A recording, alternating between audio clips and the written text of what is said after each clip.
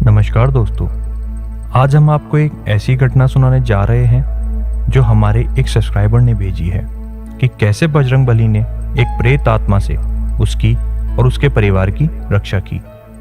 हम ये कहानी उस सब्सक्राइबर के रूप में ही आपको सुनाएंगे, तो दोस्तों इस वीडियो में अंत तक बने रहिए। आगे बढ़ने से पहले आप सभी से एक निवेदन है कि अगर अभी तक आपने हमारे इस चैनल को सब्सक्राइब नहीं किया है तो सब्सक्राइब कर लें और बेल आइकन पर क्लिक करके हमारे परिवार का हिस्सा बन जाएं। ये लगभग 1983 की बात है।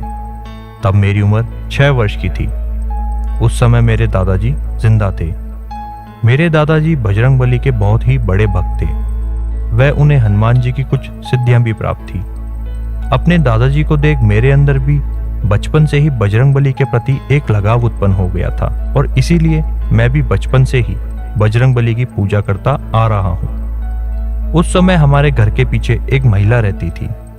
उस महिला की और उसके पति की रोजाना लड़ाइयां होती थी। एक दिन वो महिला अपने पति से तंग आकर अपने बच्चे को हमारे घर के पीछे बने कुएं के पास ले गई और अपने बच्चे के साथ उस कुएं के अंदर कूदकर आत्महत्या कर ली। आत्महत्या करने के बाद उसको कुएं से बाहर निकाला गया। तब तक दोनों मर चुके थे। उसके बाद उनका अंतिम संस्कार कराया गया। उस समय कर्मकांड कुछ होता ही नहीं था, तो मरने वाला प्रेत योनि के अंदर ही भटकता रहता था।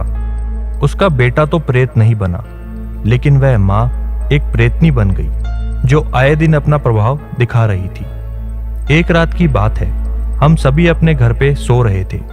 तभी वो प्रेत औरत हमारे घर के पीछे से आई और छत के ऊपर पत्थरों को फेंकने लगी, जिससे एक बहुत ही जोर का धमाका हुआ। उस समय मेरे दादाजी सो रहे थे, वहीं मेरी दादी जी भी सो रही थी। धमाके के शोर से दोनों उठ खड़े हुए। मेरे दादाजी समझ चुके थे कि ये कोई इंसान नहीं बल्कि वो प्रेत आत्मा है। दादाजी ने उस प्रेत को ललकारा और कहा, और तेज धमाका कर।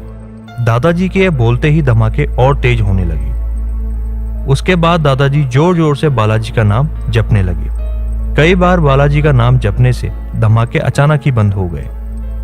इस प्रेतनी की सबसे बड़ी खास बात तो यह थी कि वह रात के अंधेरे में ही हमारे घर से गुजरती थी।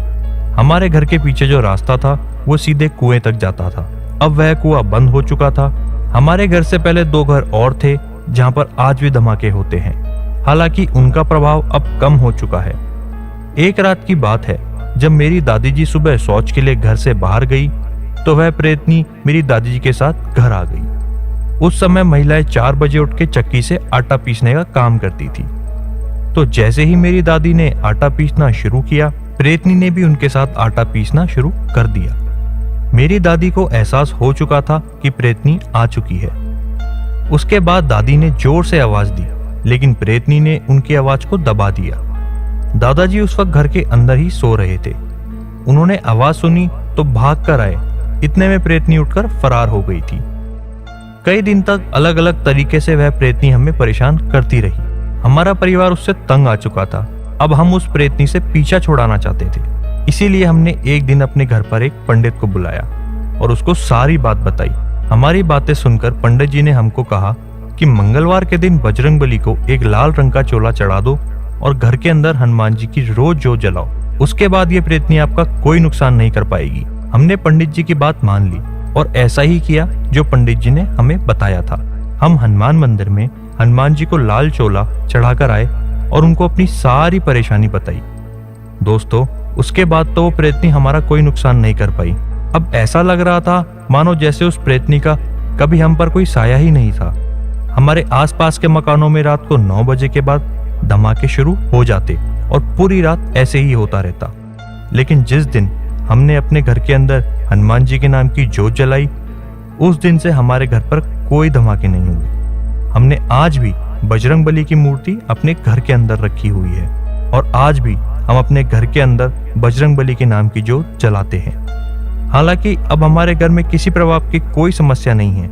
ये सब हनुमान जी की कृपा थी जो उन्होंने हमें उस भयानक प्रेतनी से बचा कर रखा। इसीलिए दोस्तों कहते हैं ना, भूत पिशाच निकट नहीं आवे, महावीर जब नाम सुनावे। तो दोस्तों यह थी आज की हमारी छोटी सी वीडियो। हम आशा करते हैं कि आपको ये वीडियो अच्छी लगी हो। अगर आपको ये वीडियो अच्छी लगी हो तो इसे लाइक करें और चैनल को सब्सक्राइब करें। धन्यवाद। जय बजरंगबली।